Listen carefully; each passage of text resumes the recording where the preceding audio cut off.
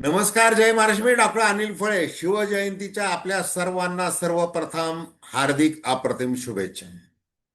आता जाणता राजा असं महाराष्ट्रातल्या कोणत्या नेत्याला म्हटलं जातं तर ते शरद पवार यांना म्हटलं जातं. आणि मग अनेक जण त्याच्यावर टीका देखील करतात. हा भाग वेगळा. आता राज्यसभेवर शरद पवार जाणार की निवृत्तीची घोषणा करणार, हा प्रश्न या क्षणाचा आहे राजकारणामधला आणि अनेक अर्थाने सर्वात मोठा प्रश्न. तर संजय राऊत जे महाविकास आघाडीचे नेते आहेत, शिवसेनेचे उद्धव बाळासाहेब ठाकरे, त्यांनी सांगितलेले की शरद पवारांनी इच्छा व्यक्त केलेली आहे की त्यांना राज्यसभेवर जायचं आहे. याचा अर्थ काय? याचा अर्थ हा आहे की सुनील तटकरे, प्रफुल्ल पटेल, धनंजय मुंडे आणि छगन भुजबळ या चौकडीने एकत्रीकरण आणि त्या दृष्टीने शरद पवार आणि रोहित पवार आणि बाकीचे एकूण जयंत पाटील वगैरे यांना जो काही कमी लेखण्याचा प्रयत्न जाणीवपूर्वक केला, त्या प्रकारे काय दबाव आणता येईल अशा प्रकारचं राजकारण त्यांनी जे चालवलेलं आहे त्याला शरद पवार मोठी चपराक देऊ इच्छितात. आणि त्याप्रमाणे निवृत्त न होता आपण आपली जी राजकीय वृत्ती आहे ती कशी खमकी आहे या दाखवण्याच्या इराद्याने आता मैदानात पुन्हा एकदा उतरलेले दिसतात. आणि त्या संबंधी आपण थेट विश्लेषण करतोय. म्हणजे अगदी बघा, अजितदादा यांच्याबरोबर त्यांचा एकत्रीकरणाचा जो काही संवाद आहे तो संवाद लक्षात घेता दोन शक्यता बोलल्या गेलेल्या आहेत. पहिली शक्यता की शरद पवार हे एनडीए मध्ये येतील, दिल्लीला येतील त्यांच्या 8 खासदारांसह. मग तो काही जो विलिनीकरणाचा फॉर्म्युला ठरलाय त्याप्रमाणे ते करतील. आणि दुसरी शक्यता की अजित पवार हे महायुतीतून आणि एनडीए मधून बाहेर पडते. आता याचीच अधिक शक्यता, आणि शरद पवार तेच करू इच्छित होते अजितदादा पवार असताना, म्हणून तटकरे पटेलांचा विरोध.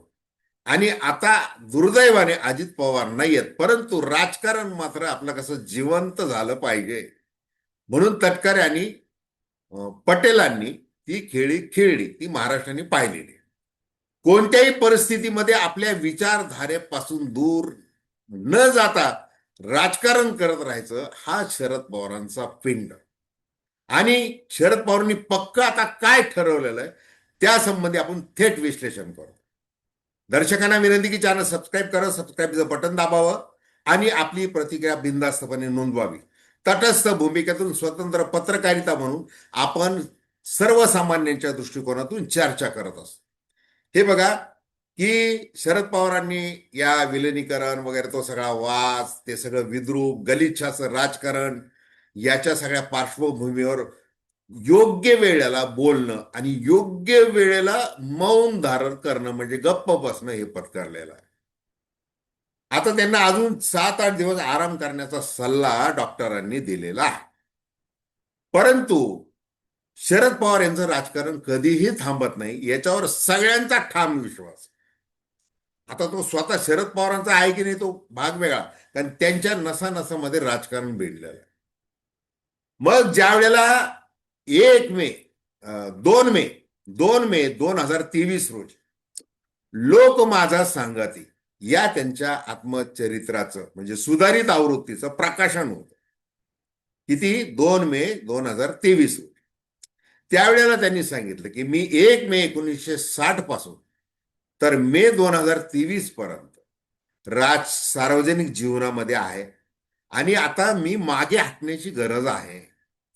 तेव्हा म्हणून मी असा निर्णय घेतलेला आहे की आता राष्ट्रवादी काँग्रेसच्या राष्ट्रीय अध्यक्ष पदापासून किंवा त्याच्यापासून मला आता पाय उतारवायचं, हे त्यांनी जाहीर केलं. आणि मग यशवंतराव चव्हाण प्रतिष्ठानच्या सभागृहामध्ये जो काही गजब झाला तो महाराष्ट्राने पाहिलेला आहे. मग आता काय होणार? मग ते 2-3 दिवस ते गाजलं. नंतर कार्यकर्ते अतिशय भावुक झाले. जयंत पाटील ढसढसा व्यासपीठावर रडले. हे सगळं महाराष्ट्राने पाहिलं. अनेकांनी रक्ताने पत्र लिहिले, खूप काही झालं. आणि मग असं ठरलं त्याच व्यासपीठावर एक निवड समिती, एक निर्णय समिती नेमायची पक्षामधले, आणि त्यांनी या राजीनाम्याच्या संदर्भात काय तो निर्णय घ्यायचा. मग काय झालं, अर्थातच तो राजीनामा फेटाळला गेला शरद पवारांचा, आणि शरद पवार राजकारणामध्ये आजही आहेत आणि उद्या देखील राहणार आहेत, असं या क्षणाला तरी चित्र आहे. आता वयोमानाने, वृद्धत्वाने आता तुम्ही सल्लागाराच्या भूमिकेत जा वगैरे वगैरे, असं देखील एकदा अजितदादा पवार हे पोट म्हणजे तिडीक येऊन ते बोललेले आहेत, ही वस्तुस्थिती आहे. पण शरद पवार यांचं जे महत्व आहे, त्यांनी जी राष्ट्रवादी काँग्रेसची जी स्थापना केली, ज्या कारणासाठी जी केली, ज्या विचाराने केले, तो विचार आपल्याला विसरून चालता येणार नाही, असं अजितदादा पवार अगदी राष्ट्रवादीच्या वर्धापन दिनालाच म्हणजे 10 जूनलाच हे बोललेले आहेत की साहेब. आणि मग त्यावेळेला त्यांनी जो आवंडा गिळला होता तो महाराष्ट्राने पाहिलेला आहे. आता आज जे काही राजकारण ज्या प्रकारे बिघडलेलं आहे राष्ट्रवादी काँग्रेसमध्ये, म्हणजे नावालाही आत्मीयता राहिलेली नाही किंवा ती ठेवायची नाही, या पद्धतीने त्या चौकडीने निर्णय घेतले, घाईघाईमध्ये घेत. वास्तविक सुनेत्राताई पवार यांना उपमुख्यमंत्री करणं किंवा त्यांना राष्ट्रीय अध्यक्ष करणं याच्यामध्ये आनंदच आहे, असं शरद पवारांनी सांगितलेलं आहे. परंतु ज्या पद्धतीने हे सगळं त्यांच्यावर जे पलट वार केले गेले, त्याच्यामुळे त्यांना क्लेश झालेले आहे. मग काल आपण जे व्हिडिओमध्ये बोललोय की तटकरे पटेलांचं त्यांनी थेट सुरुवातीलाच नाव घेतलं. आता बघा, गेली 58 वर्ष सातत्याने, म्हणजे महाराष्ट्रातलं विधिमंडळ आहे किंवा दिल्लीमधली संसद आहे, याच्यामध्ये शरद पवार हे सक्रिय राहिलेले आहे. मग ही अजितदादा पवार यांच्या अकाली जाण्यामुळे जी काही परिस्थिती निर्माण झाली, ती परिस्थिती लक्षात घेता की आता आपण सक्रिय राहायला पाहिजेच, या पद्धतीने ते मैदानात उतरत आहेत पुन्हा एकदा. आणि मग हे उतरत असताना ते आपल्या विचारांशी तडजोड करणार नाहीत. त्यांनी म्हणजे अगदी पवार कुटुंबामध्ये एकेकाळ त्यांचे बंधू हे शेतकरी कामगार पक्ष त्या विचारसरणीचे होते. त्यावेळेला शरद पवार मात्र महात्मा गांधी, पंडित जवाहरलाल नेहरू यांचे अनुयायी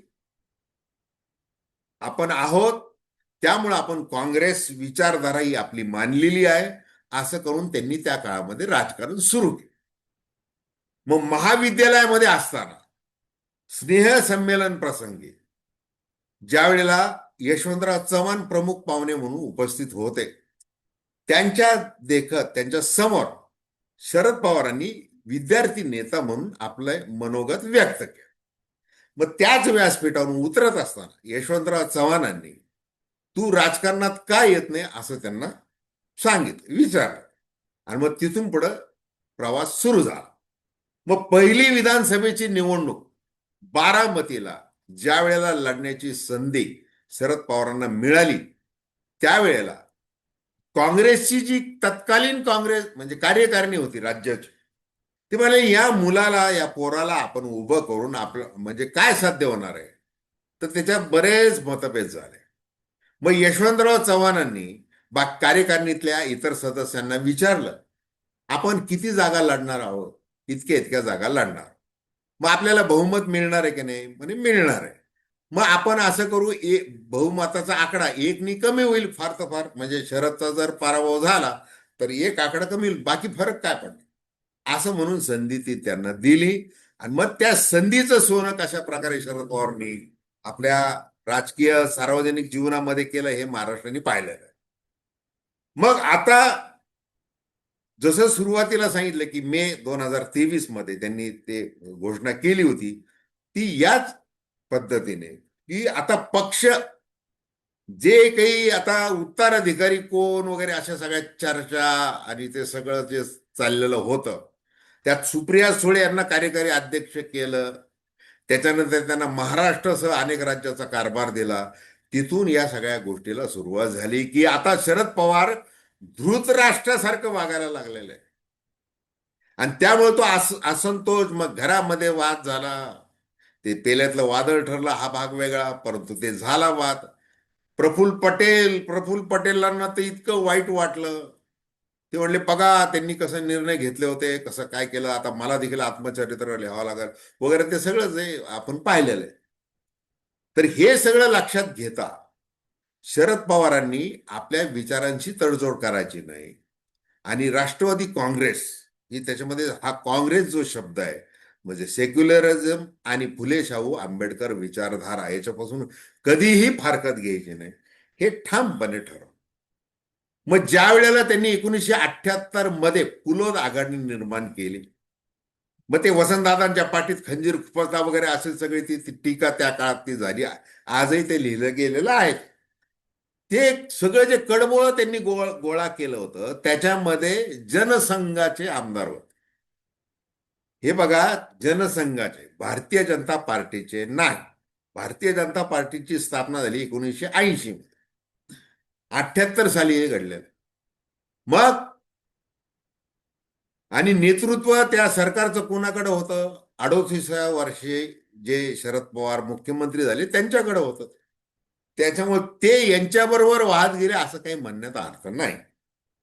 पण आता मात्र काय, की आता जर ते एनडीए मध्ये गेले तर काय, असा प्रश्न विचारला जातो. आता एनडीए मध्ये जाणार म्हणजे काही थेट ते भारतीय जनता पार्टीमध्ये प्रवेश करणार असं अजिबात नाही. जसं अजित पवार यांनी ते वैचारिक स्वातंत्र्य लक्षात घेऊन ते निर्णय घेतले. जसं मुख्यमंत्री देवेंद्र फडणवीस वारंवार सांगतात की एकनाथ शिंदे हे आमचे हिंदुत्ववादी शिवसेनेचे, त्याच्यामुळे ते आमचे कसे नॅचरल पार्टनर.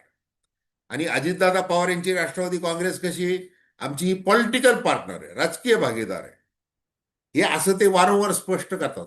स्ट्रॅटेजिकल पार्टनर असा शब्द वापरतात. म्हणजे विचारधारा काय, त्याप्रमाणे शरद पवार हे आता राज्यसभेवर जातील. एकमेव जी जागा आहे जी निवडून जाऊ शकते ती महाविकास आघाडीची जी काही आमदार आहेत. आणि 37 आमदारांचा जो एक कोटा लागतो, तो एकूण यांची संख्या लक्षात घेतली 50च्या आतमधली सगळी महाविकास आघाडीची, म्हणजे उद्धव बाळासाहेब ठाकरे शिवसेनेचे 20, यांचे 10 आणि काँग्रेसचे, हे सगळं मिळून तेवढं ती जागा होऊ शकते.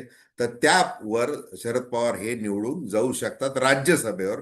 आणि त्यांनी ते जावं अशी महाविकास आघाडीच्या वतीने त्यांना विनंती करण्यात येत आहे. आता काही काँग्रेसच्या लोकांना वाटतंय, शंका आहे, जसं संजय राऊत यांनी खुलासा केला. परंतु शरद पवार हे राजकारण मुंबईपेक्षा दिल्लीतून जास्त खेळतात. त्याच्यामुळे ज्या पद्धतीने महाविकास आघाडीचं सरकार त्यांनी स्थापन केलं होतं शरद पवारांनी, तर सोनिया गांधींना त्यांनी रात्री 2 वाजता फोन करून जे सांगितलं, जे काही झालं, आणि त्यामुळे उद्धव ठाकरे हे मुख्यमंत्री होऊ शकले, जिथं विचारधारा कुठंच जुळत नव्हती. मग शरद पवारांचं काँग्रेस घराणं ऐकतं. आता सोनिया गांधी परदेशी वंशाच्या आहेत या कारणास्तव राष्ट्रवादी काँग्रेसची स्थापना झालेली जरूर असली तरी राहुल गांधी यांना शरद पवार काय आहेत हे माहिती आहे. सोनिया गांधी यांना माहिती आहे, प्रियांका गांधी यांना माहिती आहे.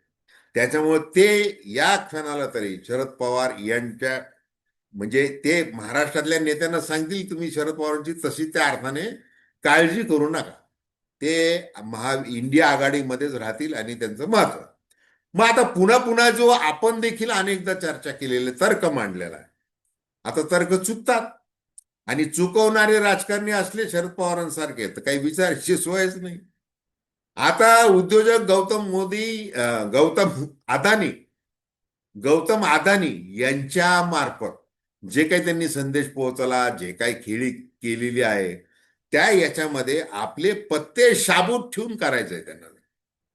मग ते शहांशी बोलणं असेल, मोदींशी बोलणं असेल, काय असेल, काय निर्णय घ्यायचा असतील.